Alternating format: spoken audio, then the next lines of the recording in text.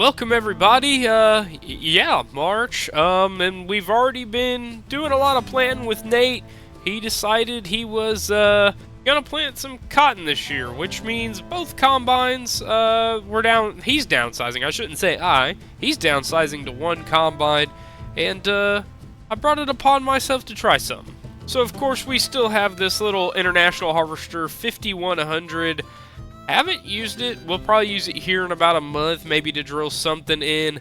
But nonetheless, I decided to do something stupid too. So we got the old 4440 here, but Nate had some left over a cotton seed, and he gave me a few bags, and I'm not gonna lie, we're gonna plant a little bit. And you're probably wondering, well, you don't have a harvester. How in the name are you going to plant that? Well, I got a little surprise for you guys, something you may have caught in one of my older videos that was sitting in a fence row, but we'll get to that later. Like I said, what we're going to do is go ahead and pull this thing out and pull it in the field.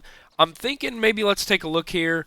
Let's maybe do most of 26. Or you know what? No, here's what we'll do. We'll go to 20, do 20 all in cotton, and then come back and do a part of 26 in cotton. So like I said, I don't know much about cotton in-game, or I guess IRL. We don't have cotton in my area, so this should be an interesting little challenge for me. I don't even think I've ever done cotton in this game.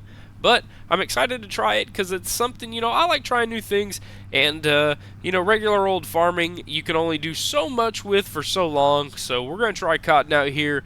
Let's check both ways here, make sure we don't get smacked by a random car. Look at that, our retro mailbox. That thing is pretty sweet. And yeah, what I'm thinking is basically we probably just take the cotton all the way up to the back of the white building, call that good, and maybe plant some soybeans up there around the hill and around the old silos. I really wish my Kinsey 3600 had the starter like Nate's does, because that would be awesome. It means I wouldn't have to come back and, side dress or do any kind of anything extra. And my lord, yeah, I don't know how cotton works and no-till, but we're gonna find out. Alright, so I'm gonna lower this thing down and go ahead and fire it up here.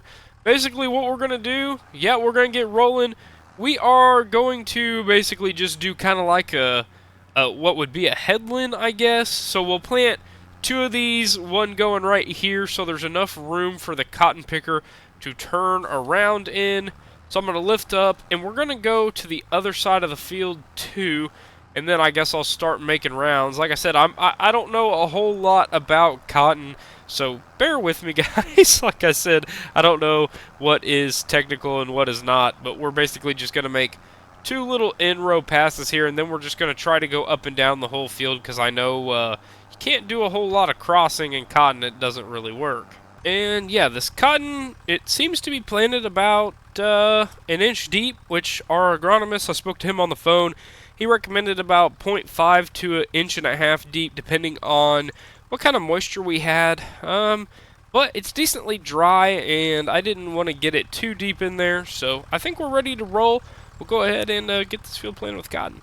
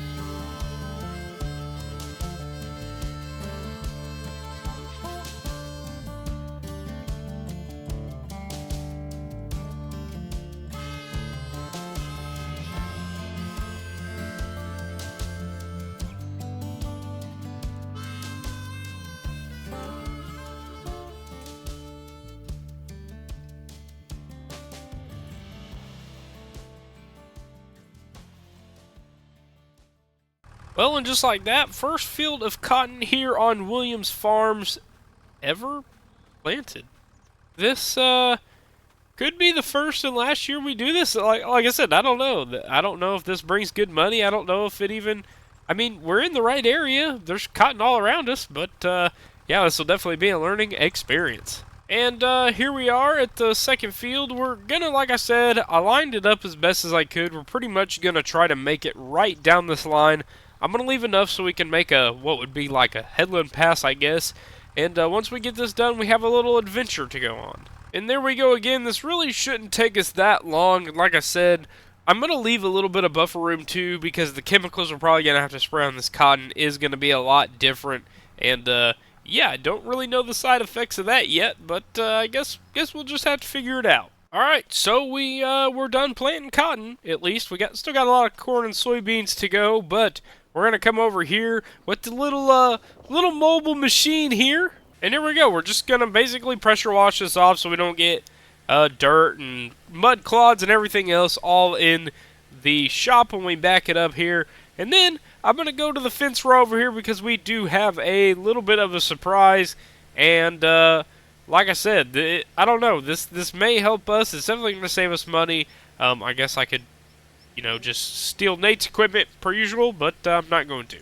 And here we are. So, if you guys don't know a little backstory, I did buy this land off of a retiring farmer. Those are his buildings. And, yeah, I guess he did a little bit of cotton.